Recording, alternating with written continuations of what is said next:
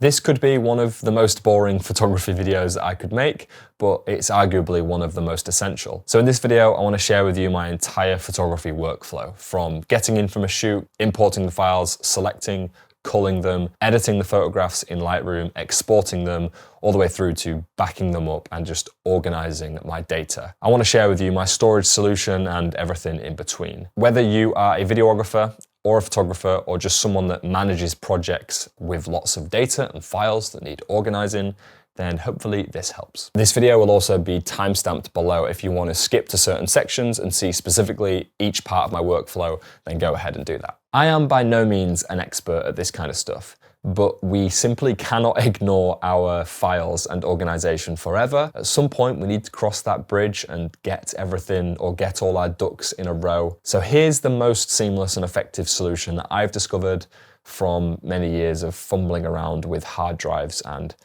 cloud storage and everything in between. So here is my answer to a seamless workflow. Before I demonstrate step by step my photography workflow and diving into the details, for those that just want an overview of things, here's how it works for me. Step one, which is the most obvious, is importing my files from an SD card, selecting and culling them in Lightroom, editing them and exporting them. Step number two is to move all of those edited photographs and raw files onto my Synology NAS setup. And step number three is to copy all of that over onto an external hard drive as a final backup. This video is sponsored by Synology, but I'd like to be as open as transparent as possible with you. They gave me this NAS setup in exchange for this video and this review. However, I think it's worth noting I was on their website about 4 months ago before they reached out, about to click purchase on this exact setup. I'd watched hundreds of videos, what felt like on storage solutions. I wanted to know what the best options were. My hard drives were piling up and my file organization was not in a good state, or didn't feel like it was. So right as I was about to buy this setup, they emailed me pretty much the same week asking to work together on this video. So it's pretty clear that this Synology setup I'm about to show you is one of the best options out there, but I think it's worth noting that it's not the only option out there. There are many companies doing this same thing, but in this realm, this is the only version of that I know. So thank you to Synology for sponsoring this video. It has actually been game-changing for the last 3 or 4 months, having this setup and having all of my stuff organized. So with the housekeeping out the way, let's talk about it. The first thing I want to explain is the different types of external hard drives. We have hard disk drives and solid state drives. HDDs are ideal for file storage but have slower read and write speeds, making them less suitable for active work. Whereas SSDs, on the other hand, are much faster, making them better for ongoing projects, but they are also more expensive. It is important to note here that whether you use a hard disk drive or a solid state drive, both of them will die eventually. And they are built slightly differently, so they die for different reasons, I do believe, but I don't want to get into the technical aspects. Just to know that a HDD or an SSD is not a safe forever solution. I'm sure a lot of you can relate to this, but for many years, I just dumped all of my files that I didn't need immediate access to onto an external hard drive. And that HDD sat under my bed collecting dust, which is fine for the time being. But like I said, they don't last forever, so what other options do we have? Cloud storage exists. However, I don't want to be at the mercy to subscription fees for the rest of my life. And it's also slightly inconvenient if you need to access those files, you need to download them depending on your internet speed. I'm not sure how reliable that is.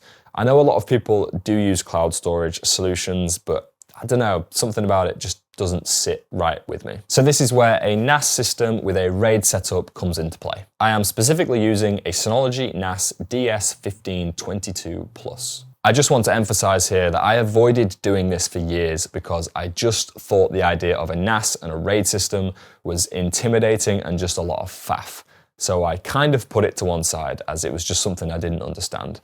But I have to say it has been game-changing, and I wish I did it sooner. I have this set up as a 5-bay RAID. In layman's terms, it's 5 8TB HDDs that I can access in a few clicks, storing all of my data. If those 5 8TB drives do get maxed out, then I can buy bigger drives or even expansion units to scale this setup. If you're like me, about 4 months ago, I had no idea what any of this meant, and a lot of this jargon was slightly confusing. So let's break down the details and break it down a little bit further. A RAID is a redundant array of independent disks that will distribute data across multiple hard drives, creating duplicate copies to ensure data remains accessible even if one drive fails, effectively protecting against data loss by providing redundancy. And a NAS is a network-attached storage. This is a device that stores data on a network and allows users to access it remotely. If I'm at home, I can access these drives via my network directly in my Finder. Unbelievably convenient. And if I'm not at home and I'm traveling, I can access these drives anywhere with a connection, virtually. In short, this means wherever I am, I can access all of my data literally within a few clicks, and I don't need to rummage around with external drives. You can also give multiple users access to these drives locally or online. If any of these drives do fail on the Synology NAS, which they probably will at some point, I won't lose all the data because I have one of the drives set up as a failsafe. I am essentially using 4 out of the 5 drives, and then one of them is a hot spare. This means that when one of the drives does fail, all of that data gets automatically transferred over to the spare, then you can replace the dud with a new drive and carry on with your life. Having a setup like this doesn't mean that drives don't fail, but it's just a great solution for extra protection. Referring back to step 3, as I mentioned earlier, I will then use an external drive as my final backup with some of my most essential files. So I will have a few of these external HDDs under my bed in a secret location. I'll keep these dotted around, but remember that these external drives don't last forever, so the Synology NAS setup is as close as life-saving as possible. Getting all of this set up was surprisingly easy and very straightforward, and I think that's down to the amount of great content there is online about this kind of stuff and useful links and info that is readily available. So I'll leave some very useful content in the description that helped me get this set up. All I can say is that since I've had this storage solution, accessing all my files is one thing that has been absolutely the most convenient and seamless thing that it's done for my workflow, as I need to access old content and old videos and B-roll and photos for YouTube videos most weeks. So having that content accessible from my Finder without rummaging around in different hard drives is amazing. But the most obvious thing that's so good about this is just the fact that I've not felt this worry-free about my storage and data in a long time. So if you're watching this and you need to get this set up, all I can say is that I wish I did this sooner. Now the slightly complicated stuff is out the way, let's jump onto the laptop and go through a step-by-step demonstration of importing my files, organizing them, culling, selecting, editing a few photographs, and yeah, how I do it all. So let's do that now. Let's pretend I've just come back from a full day of street photography and I have a SD card full of images to import. If I'm using the Leica M11P, I'm actually using a very specific SD card. I've forgotten the name of it off the top of my head, but I will put it on screen now. And I remember reading 6 or 7 months ago that this would help with the Leica M11 freezing issue. Now I don't know if this has actually helped or just the multiple firmware updates on the M11 has fixed that issue. But since using this SD card, or perhaps updating the camera no longer freezes on me, which is great. I'm sure there are many other people that care about what other SD cards to use, and this is what, I carry around in my work bag when I'm doing video stuff. Not when I'm doing street photography, obviously, but there's a bunch of SD cards that I use that are great if you care about that. The first thing I would do is create a folder labeled the date of that photo shoot. So this is a day of street photography from the 23rd of November. Inside there, I would have a RAWs folder, pretty self-explanatory, and here I would have my edits once we're finished in Lightroom. Let's go ahead and open up Lightroom and start culling. File, import. The first thing to mention that might be unusual here is that I don't use Lightroom catalogs.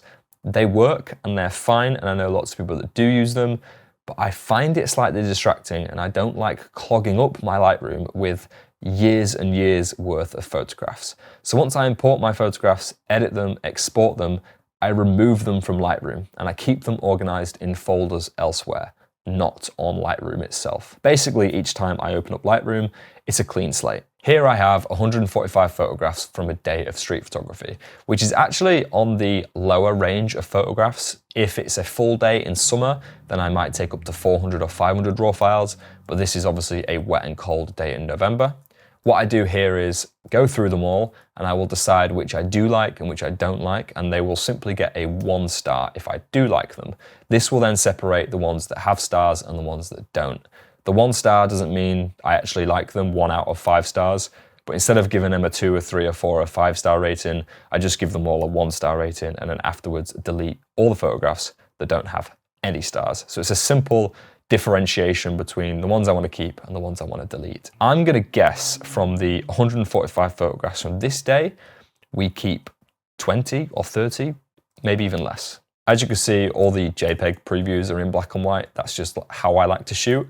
But obviously, once they're all imported into Lightroom, I will just simply click develop and they are converted to color. It's as simple as that. I don't keep them in black and white. I like to cull them and edit them in full color. And then if they are better black and white, then it's a simple 1 click to turn them monochrome. Let's start the culling process. I'll try and keep this brief and quick because we've got 145 images to go through. Clearly just warming up at the start. I noticed the bikes on the floor, the 2 men either side, kind of like bookends. Let's maybe give that a 1 star. Boring, boring. Glove on the floor, just warming up. I tried to, put the glove in between the 2 buildings, as you can see, give it some separation. But actually, yeah, it's boring, so we'll get rid of those.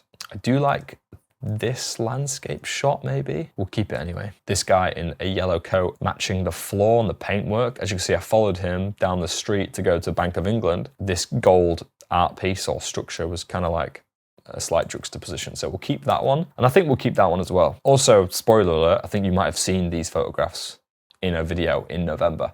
I've already gone through this once, but obviously I'm repeating it for this video. Yeah, so those 2 I would keep. Let's keep that, why not? I like the steam on here. It's nothing special, but it'll do.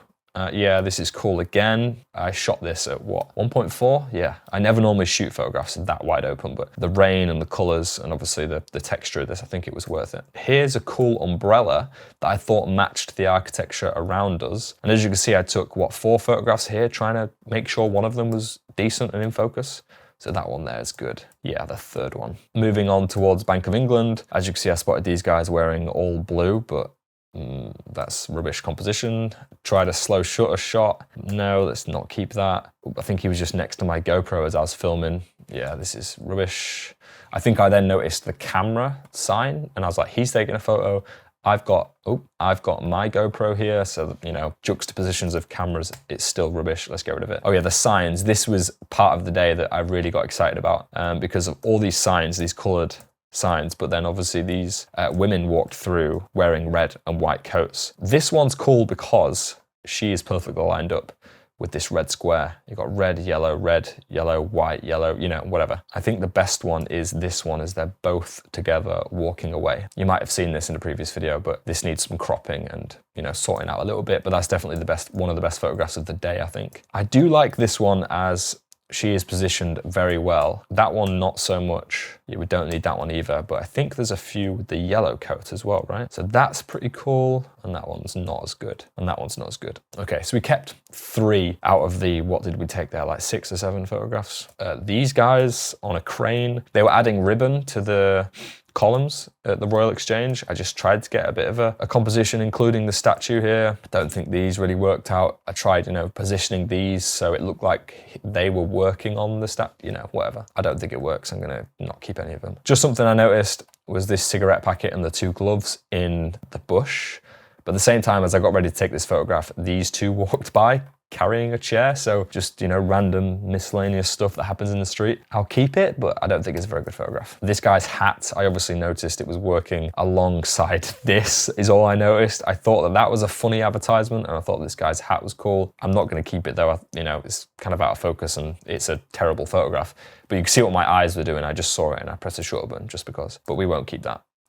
This lady fixing that guy's hat, don't need that. These 2, struggling with the wind and the rain, and actually the 3rd person here, Maybe we'll keep it. I don't know. Again, more people struggling with, yeah, so 2 shots here of this family, like this giant umbrella. These guys look shocked with the weather. We'll keep that one. Again, not very good, but whatever. The yellow coat, there's a theme here on this day. Yellow coat and the wait sign caught my attention. And I think I was waiting for her to at least do something, like gesture in a certain way. Obviously, I stood here for a while taking a few photographs, but none of them are really any good, apart from, yeah, maybe the one in the middle where she peers around the corner. We'll keep that one, just because the colours are nice, but there's nothing else really very exciting about this. Yeah, the rest can get deleted for sure. Oh, this one's fun. I'll quickly just edit this or crop it how I liked it. You might have seen me post this recently, but I love that tuft of hair just, you know, covering her face a little bit. I would probably do some more extensive editing to this, but something like that. Moving on, I saw this gentleman carrying this box. I didn't know what would happen, but then we walked past the IKEA sign and I thought, there's a new bag in town. This guy's carrying something. Does that work? I don't know. We'll keep this one because the separation of these 2 hats, these 2 subjects and the guy carrying the box, whatever. But then the photograph that does work from this, I think, is the 2 umbrellas and the box. There's a pattern of brown things above people's heads. It's not an amazing picture, but I took it anyway, so we'll keep that one. People rushing across Oxford Street. Just tried to get a couple of snaps there, but they're rubbish. We will delete them. Some friends. Okay, this guy with the newspaper above his head, cool. I think that works. It's an interesting gesture of sorts. I think this is definitely better in black and white, which is how I edited it back in November when I edited it. So let's just do that very quickly. Push the contrast up. Something like that is cool. Outside the ALD store was the signature or custom Turbo 911 that they collaborated on, and I took a lot of photographs because one day I dream of owning a 911, and yeah, this was a beautiful car. So let's decide which ones we want to keep. I like that one. I like the ribbon, whatever this is. The gold stand here is just a small detail that complements the gold. It's difficult when you take so many photographs that all look the same. You just got to find the small details. That's nice. I've said it here live on YouTube. One day I will own a 911. That is just so nice. Press the shutter button because a pigeon was flying towards me. All out of focus, nothing interesting. We will delete that. I noticed these guys drawing the inside of a window, and then also this guy's hoodie kind of is a very similar texture. Yeah, I pressed the shutter button just because it's nothing special, but we'll give that a 1 star. And then I did think, I was with Joe Howard and we both agreed that that was a random collection of, it was a random shelf setup, you know? So I took the photograph. It's not very interesting, but we'll keep it anyway. 2 people taking a selfie, whatever. Look both ways. I thought this sign was vibrant. It stood out a lot. I thought I'd take the photograph. I was trying to interact, you know, get the other subjects to display a similar message of some kind. I saw that she had text on her bag and I thought there might be a message or something to work with here. What did I take there? 5 photographs? I don't necessarily want to keep any of them. A broken umbrella, but it's kind of out of focus and it's not that interesting, so we won't keep that. Someone else holding their umbrella. 2 photographs of nothing. A photograph of someone gesturing away the rain, you know, keeping their head, whatever, delete. Here, this girl's umbrella completely broke as she walked across the road. Let's keep this one, I think. I think this one's kind of interesting just because how the bus completely fills the frame, adds somewhat of an interesting background, and then obviously this guy's coat is as vibrant as the bus. So as far as colours go, I really like this one. And then there's one after, which obviously doesn't work. This guy with the umbrella, I think I saw that the paperwork on the sign was flapping around, so but there's nothing really else going on here, so we won't keep that. 2 people crossing the road, again with their umbrellas. The focus is in the middle of the frame here, so we will delete that. Are you ready? I thought this text on the wall behind was interesting. I remember seeing it, but no interesting subject walked by, so boring. Let's delete that. I don't know what I was thinking here. Was I trying to get like a mega textured cinematic photograph? I don't know. I've obviously messed up there, so delete. Obviously press the shutter button for no reason. We will delete that. This family was looking at the billboards at Piccadilly, and I think this is a really sweet moment. Very humanistic, you know, just a family being a family, reading the billboards, and then the child pulled this gesture. I don't know if she was copying something she saw, but this is a really nice moment. I think we'll keep that one with the parents, I'm assuming, looking in awe at the adverts, which is it's a nice moment. I then noticed this ring on the floor, and I tried to get a few different shots. What did I take there? 5 photographs of a ring on the floor with different light. Maybe keep the red one. I don't think they're very good, but whatever. Miscellaneous items on the floor, we'll keep it. These two embracing, but he's in camouflage, so we can't see him. You know what I mean? It's very underexposed. I don't think this is interesting enough.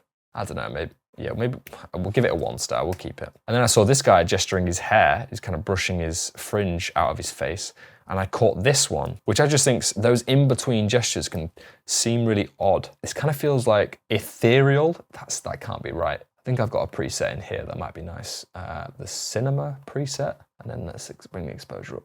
I don't know. I remember when I saw this, I didn't think anything of it, but when I saw the raw photographs after, because obviously I did all this back in November, I just thought this was interesting. Very in between. It doesn't kind of feel real in a weird way. This woman was very perfectly exposed. I don't know if she stood right underneath a street lamp, but if you noticed, everything around her isn't quite, as lit up, but her face and the phone and her red jacket, it stands out. But then this woman's very bland expression and the dog in the corner. I noticed the dog kind of as I walked past. So we'll keep that one, even though it's really not that great. I don't know what that is. What is it, a Ferrari? Probably not.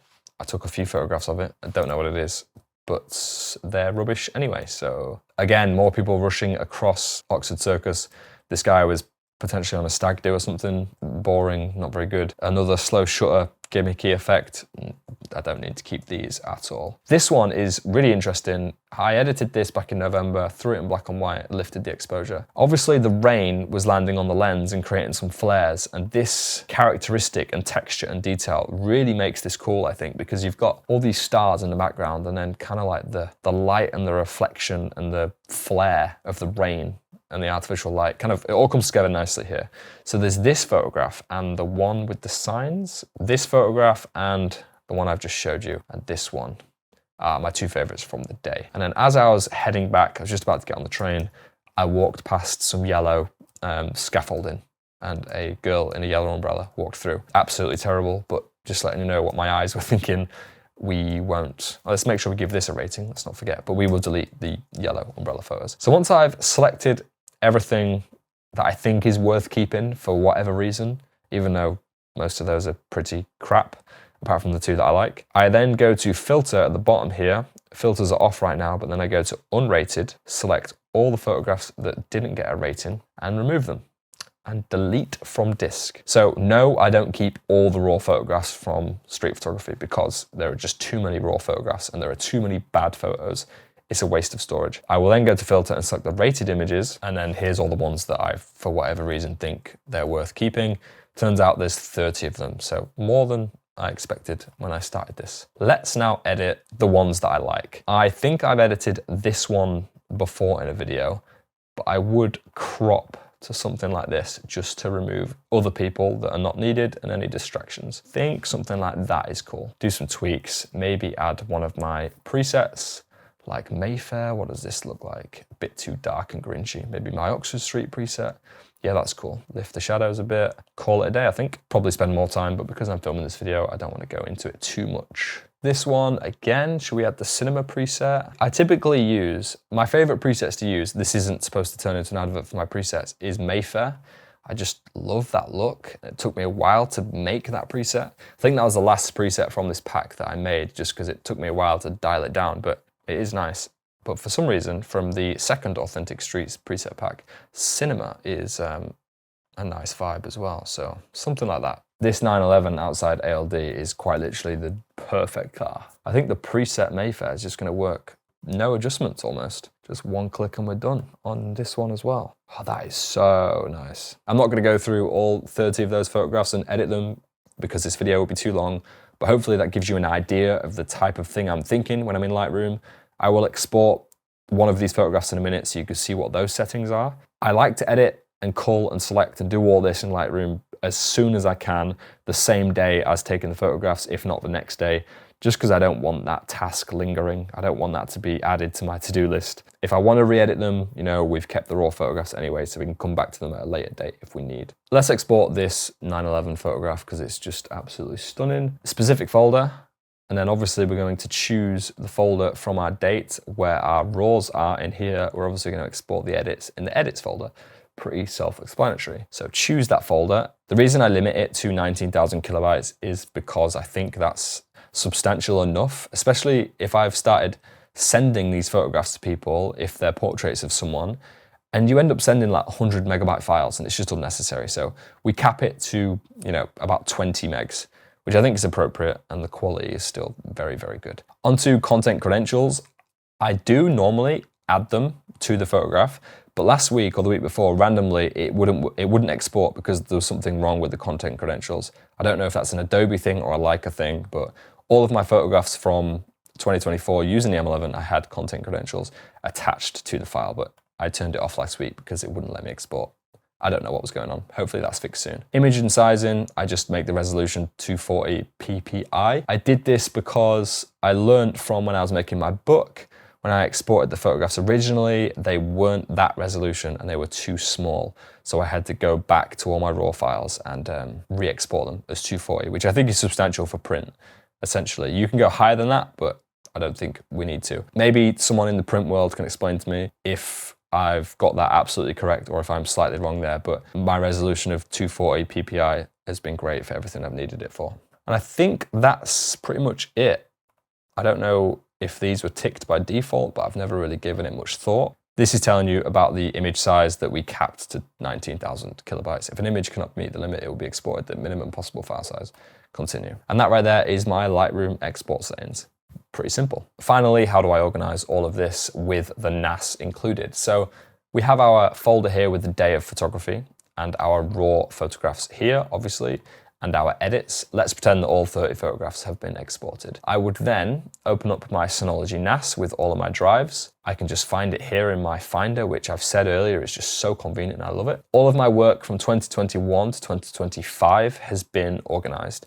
I have some hard drives from 17, 18, 19, and 2020, which I need to get added to this. I just haven't got around to it yet, so that's a nice reminder for myself. But everything from 2021 onwards has been organized quite nicely. So let's jump into the 2024 folder, and you'll see I have my client work, which I obviously won't go into too much. My photographs organized via location. So let's click London. You will then see it goes into the date because I shoot a lot in London, so it needs to be categorized again. And then let's just go, I don't know, January 2024. That is each day that I took photographs in London in January. This folder here was the 23rd of November. So I go to the November folder and I imagine there'll be a date already. Yeah, okay. So this folder here, which is on my desktop, would get dragged and added to the November folder in London. Obviously, I'm not going to merge or replace because they already exist. Let's open this a little bit wider. This is basically how I organize all of my photos and videos. Even in video files, these are basically all of my YouTube videos from 2024. That is organized quite simply and I'm not too precious about it. But whereas photographs are organized, I like to take a little bit more care. So if I've only been to a place once, then that folder is just called Wimbledon or Windsor, for example. I also have October random, March random, June random, July random.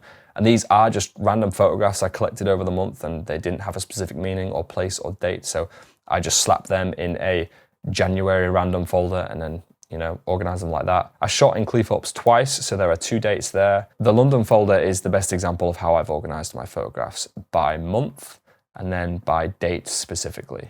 If I only visit a place once, like I said with Windsor, then I just have all the photographs in there. If I went a few times, then I would separate them by date as well. Just to mention the videos again, the video files folder is all of the working files from each YouTube video, and the videos folder is all of them exported as MP4s ready to upload.